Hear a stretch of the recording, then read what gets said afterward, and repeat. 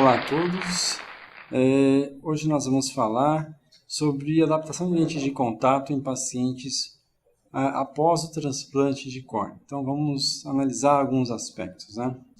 Então frequentemente, após o transplante de córnea, nós nos deparamos com um resultado óptico aquém do potencial do paciente. Então o paciente ele pode enxergar mais, nós sabemos disso, né? Através do fluxo estenopeico, por exemplo, né? Mas ele ainda não alcançou aquela visão, né?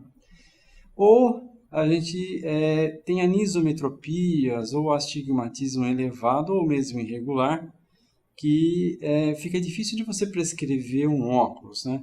E aí a lente de contato então pode ser uma solução importante. Então é isso que a gente pode ver, né? Astigmatismos elevados e algumas alterações de assimetria, mesmo com um botão muito transparente. Caso a visão esteja boa com a simples refração, às vezes o óculos realmente funciona bem. E aí, um pós-transplante, evitar uma adaptação de lente de contato, uma intervenção pode ser o melhor caminho, né? Mas, de fato, pela anisocônia produzida pela diferença de refração ou pela anisoforia, né, nos olhares laterais, pela anisometropia, pode ser que a lente de contato então vai ser necessária, né? Agora, existem aqueles casos que o problema não é só a questão da anisometropia ou da anisoforia, é que a córnea ainda permanece com uma certa irregularidade, né? E nesses casos, veja bem, se você tem um botão transparente, apesar da irregularidade, aquela superfície, ela não vai conseguir uma visão muito boa se você não adaptar uma lente de contato rígida e gás permeável, em que pela dureza dela, então ela vai fazer uma nova superfície, ganhando então qualidade visual. E a coisa funciona na córnea irregular pelo seguinte, observe aqui, né? É uma animação a cortesia aqui do Dr. José Ney Raulino Júnior, né? Então, quando você tem a luz entrando no ar, né, chegando na lágrima, tá? Então, pela inclinação dela e pela diferença de índice de refração, ela vai fazer um desvio em direção à normal, né? Quando passa da lágrima para a córnea, veja que nós não temos praticamente nenhum desvio, porque o índice de refração da lágrima e o índice de refração da córnea eles são muito próximos. E é isso que faz com que uma lente de contato ela consiga resolver. Vem aqui, ó, dá uma olhada nesse tipo de animação, talvez dê para entender melhor, né? Então temos uma lente de contato em cima da córnea, né? Vamos aqui ver um outro tipo de visão e agora vamos ampliar isso, né? Então aqui, ó, a luz chegando, um desvio e aí não desvia. Então, mesmo que você tenha irregularidade da córnea, a superfície posterior da lente, ela passa a ser como se fosse a superfície anterior da lágrima, né? Ela passa a ser uma nova superfície organizada, regular, e com isso, então, a luz consegue chegar de forma homogênea até na parte interna do olho, né? É isso que faz, então, que essas córneas irregulares consigam boa qualidade visual, né? No caso do paciente de transplante de córnea, nós temos que fazer todas as etapas para conseguir o melhor. Começando da anamnese, né? Ver qual a queixa do paciente, qual é a necessidade visual dele, há quanto tempo que ele fez a cirurgia. A gente sabe que a gente tem que esperar de 6 meses a 1 ano para fazer a adaptação, né? Exceto se você tiver um risco de ambliopia, por exemplo, numa criança.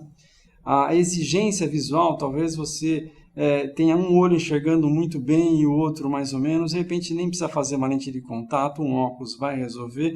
Agora, aquele que precisa de uma exigência visual alta, pela profissão, pelo estilo de vida, talvez você vá ter que realmente pensar na qualidade melhor possível, né? E até as experiências anteriores com lente de contato do paciente. O paciente já usou isso, já usou aquilo, facilita, então, você entender o que ele precisa.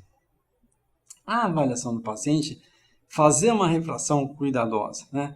Testar, né? A acuidade visual sem correção, com a correção, testar em armação de prova para ver qual é o limite do paciente. Às vezes a gente não tem essa certeza, né? Então o paciente talvez não tolere 5 graus de diferença, outros vão tolerar, né? Ou talvez eu tolere 4,5 e você consegue fazer aí uma visão balanceada, né? Comparar sempre com a refração anterior para não mudar muito, né? E lembrar que o autorrefrator, nesses casos de córneas irregulares, ele realmente dá uma refração qualquer, né, que a gente não pode levar em conta. Lembrar da avaliação da própria córnea, né? Verificar se não tem ponto solto, se não tem ceratite, se você não tem olho seco, que são tantas outras dificuldades, se não tem processos inflamatórios, né? Todas as alterações, tanto quanto possível, devem ser solucionadas antes de usar a lente de contato. Algumas coisas você não tem como alterar, né? Então, tem aquele paciente que às vezes tem ainda a sutura, mas a sutura está totalmente coberta, você deixa lá, né? Com a lente de contato em uso, você vai observar se não aparecem neovasos, entre outras coisas, porque se tiver uma ceratite, aparecer uma ceratite, você tem que avaliar também. A topografia é um outro exame importante na avaliação desses pacientes, né? Ela pode se apresentar de diversas formas, com a esfericidade preservada, ela pode se apresentar oblata, ela pode se apresentar prolata, pode ter astigmatismo elevado, ele pode ser irregular, pode existir assimetria, né, como nesse caso é bastante assimétrico, que a gente vê aí, ou até uma mistura, às vezes ela é oblada e tórica, né, e assim, cada caso vai ter que ter uma avaliação topográfica para a gente entender até um pouco melhor o nosso teste de lente e que caminho percorrer, né? Ainda na avaliação do paciente, pode ser útil a microscopia especular, né? Especialmente se a gente vai fazer uma lente escleral, apesar de que os estudos não têm indicado grandes problemas realmente nas células endoteliais, mesmo o uso da lente escleral. Tá certo que com uso limitado de horas por dia, né? É uma coisa ainda, é um detalhe ainda que está se avaliando, né?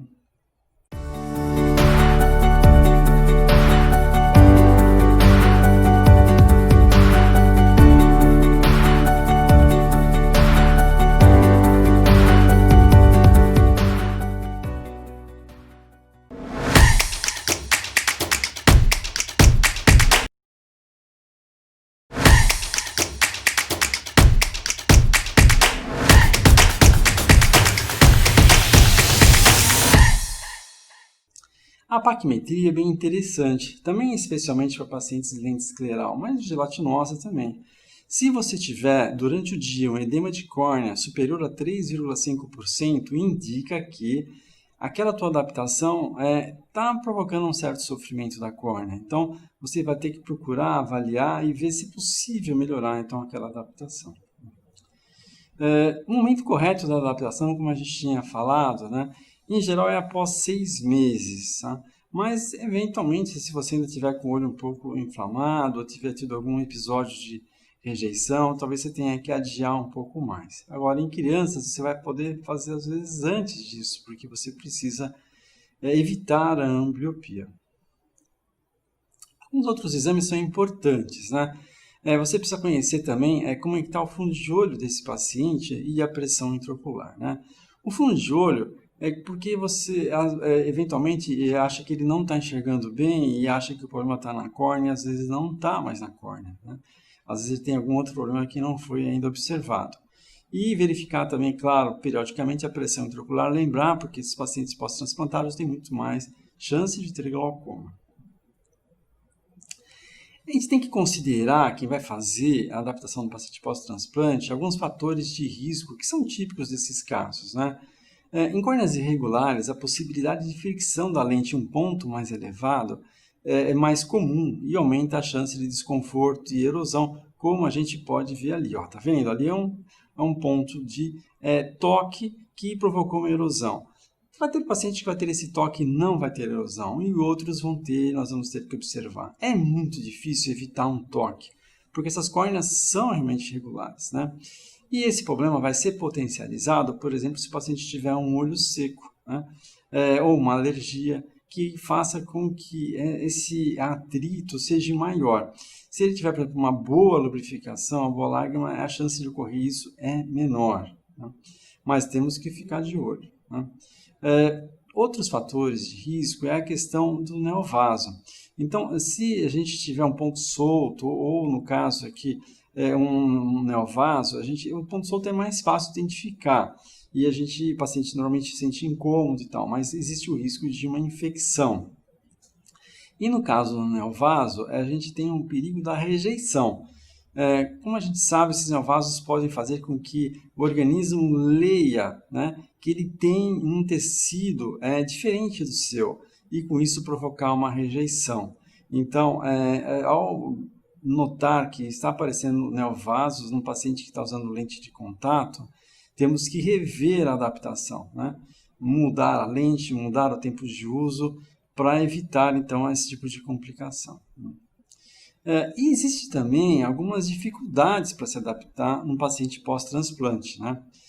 Embora as lentes rígidas corneanas, a intolerância pode atrapalhar, né? Você conseguir ajustar assim, bem o desenho, pode ser que você consiga adaptar. Embora dificilmente você vai ficar completamente isento de toque, né? Mas muitas vezes o toque é aceitável, passa fluorescendo por baixo, né? Na maioria das vezes, a córnea não vai ter mais aquela esfericidade padrão que a gente conhece, que vai diminuindo a curva em 0,25 a cada milímetro que sai do centro da córnea. Ela vai chegar a um ponto onde que tem a cicatriz do transplante, vai ter aquele degrau. A curva da córnea anterior com a córnea atual, ela não é igual. Então, isso muitas vezes vai criar um novo perfil que deve ser levado em conta. No caso, a gente fez, inclusive, há uns anos atrás, eu mesmo fiz esse levantamento topográfico de pacientes pós-transplante, né? O que a gente observou é o seguinte: todas as situações podem aparecer, desde uma esfericidade normal, que nem a gente vê lá, 7%, a esfericidade normal com autoastigmatismo, 23%, pode ser oblada, aí 29%, oblada com autoastigmatismo, 20%. Se a gente somar os dois aí, a gente vê que obladas são 49%, né? Prolada não é comum, 2% apenas, e prolada com autoastigmatismo, 6% é pouco também, e altamente irregular ou assimétrica, 10%. Então, você vê que existe uma variedade muito grande, então a gente não pode falar, essa lente é boa para pós-transplante. Não existe isso, tá? Nós vamos ver aqui mais para frente, né?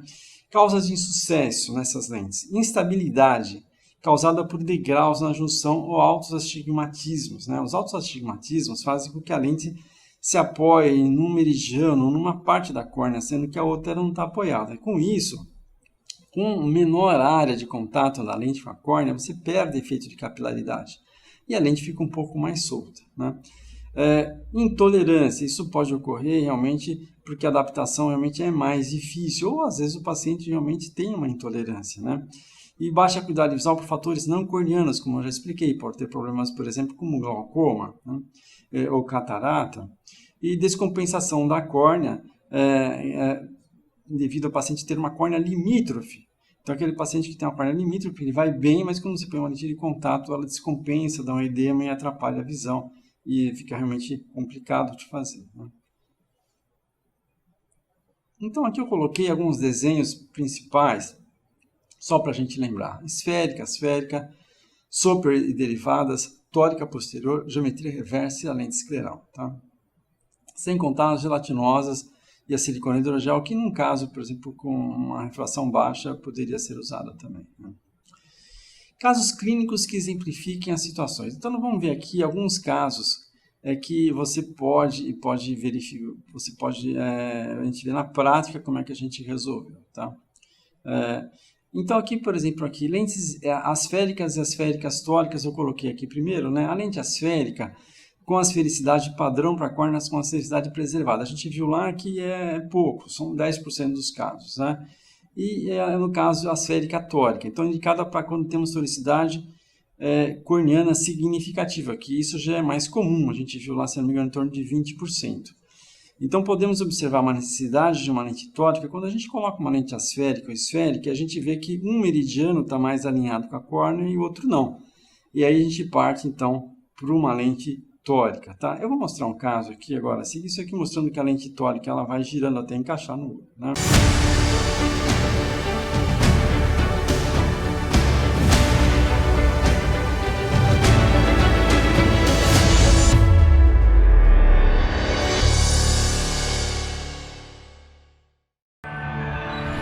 OneFit Med es un lente escleral delgado hecho a la medida que le permite a usted personalizar el diseño para cada ojo, logrando una oxigenación adecuada a la córnea y a las células madre.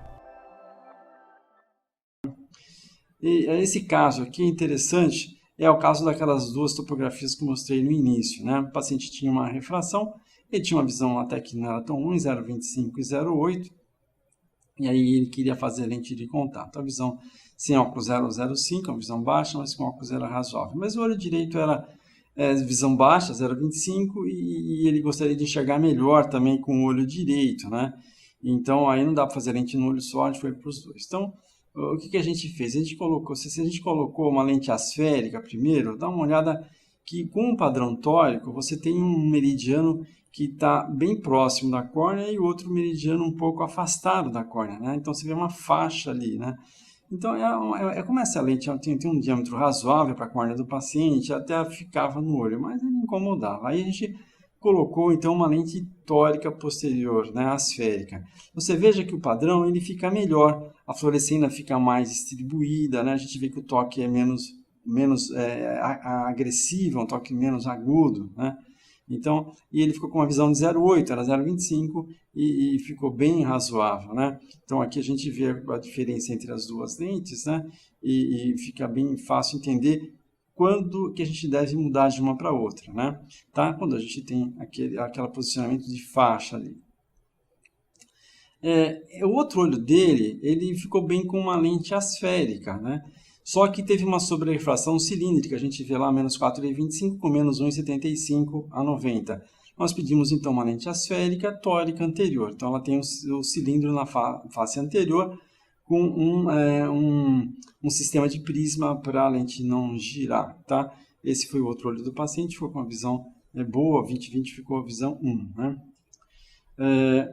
Vamos agora mostrar um caso com lentes Soper e derivadas, tá? Derivadas, porque assim, Soper como é que funciona? Soper é quando você tem uma curva intermediária de 45, uma curva central variável, né? De 47, 50, 55, 60, né? Essa foi a ideia do Soper. Depois, Maguire introduziu as curvas intermediárias, né? Depois, mais para frente, Paul Rose considerou que essas curvas poderiam ser asféricas, né? E aí foi indo, né? E a gente tem aí agora algumas lentes então asféricas e tem variações do Soper também com curvas intermediárias que não são 45, etc, né?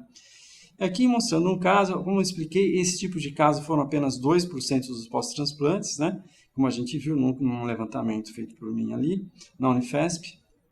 Então, aqui nós temos esse caso aqui, a pós-ceratocone, mas a gente vê que ainda a curva é um pouco alta, né?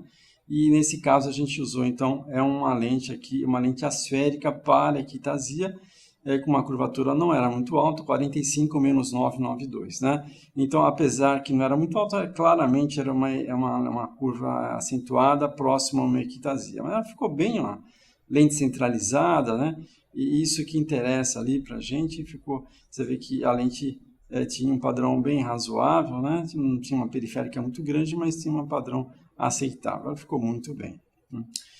Outra situação, então, são a lente da curva reversa, né? Primeiramente, né, uma situação, então, uma curva reversa, uma lente de geometria reversa, é uma lente que vai atender aqueles pacientes que têm uma córnea oblada. É uma grande maioria, em torno de 50% pelo menos desses pacientes, porque muitos deles mesmo são transplantes derivados de um paciente com ceratocone, né?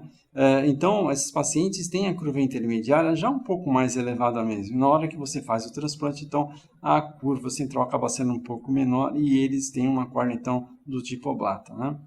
E a curva reversa tórica são lentes de geometria reversa, tá? Mas com duas curvas centrais, né? Tóricas. Isso é interessante, como a gente viu também, grande parte desses pacientes tem um astigmatismo elevado. Então, a lente de geometria reversa com duas curvas bases e uma curva intermediária, ela atende esses pacientes que têm, então, uma córnea oblata e tórica. Nós vamos mostrar um caso. Esse caso aqui, esse paciente tinha feito o transplante no olho direito e no olho esquerdo estava para fazer o transplante, né?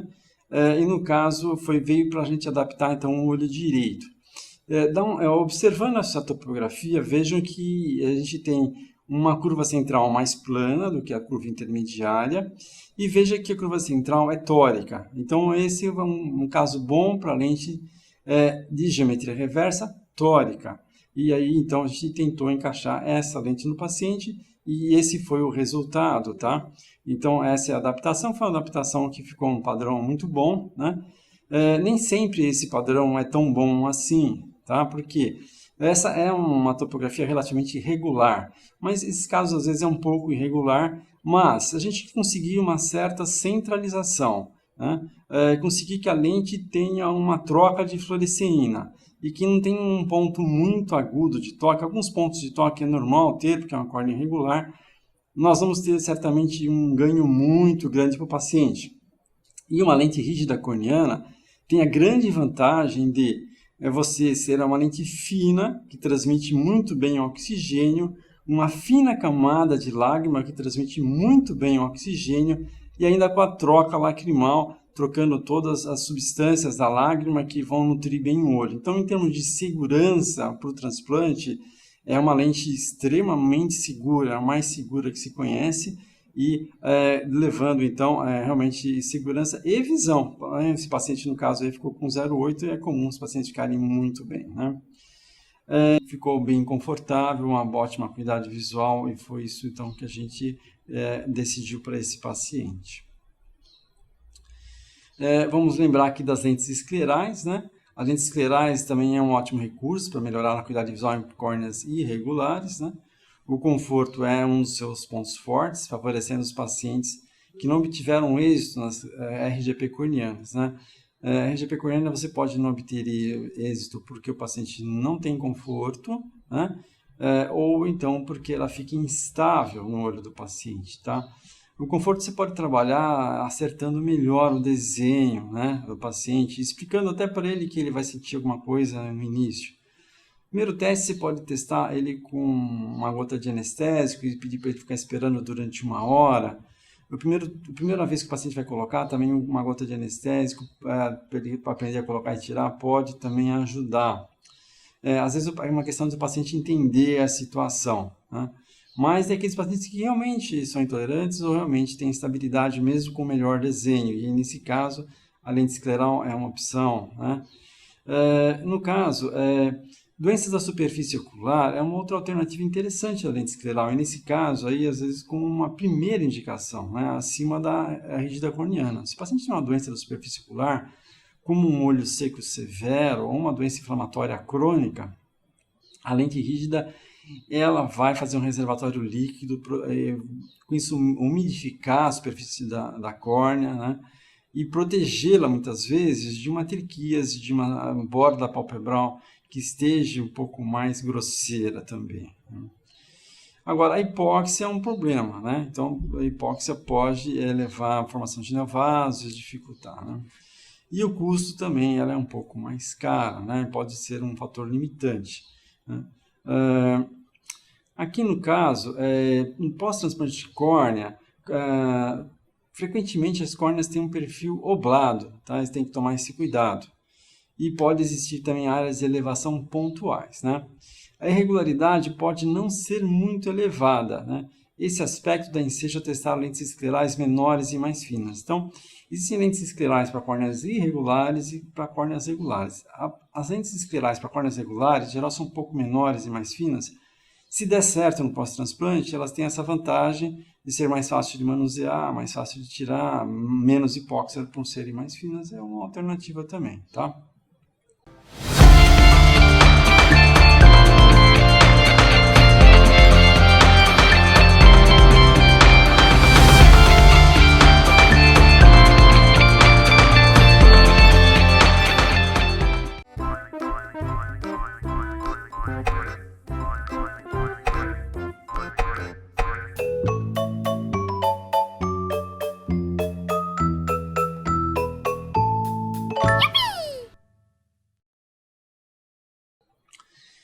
Esse caso aqui, eu vou mostrar, por exemplo, uma situação que pode acontecer no pós-transplante. Por exemplo, como eu falei, um ponto mais elevado. Isso pode acontecer, tá? Então, esse paciente aqui, ele já tinha feito transplante, facoemulsificação e tinha essa visão, a refração -3 com -6, 180, com a visão de 0,5, e no outro olho plano, visão de 0,8, né? Então, a gente vê aqui, mais uma vez, uma anisometropia, né?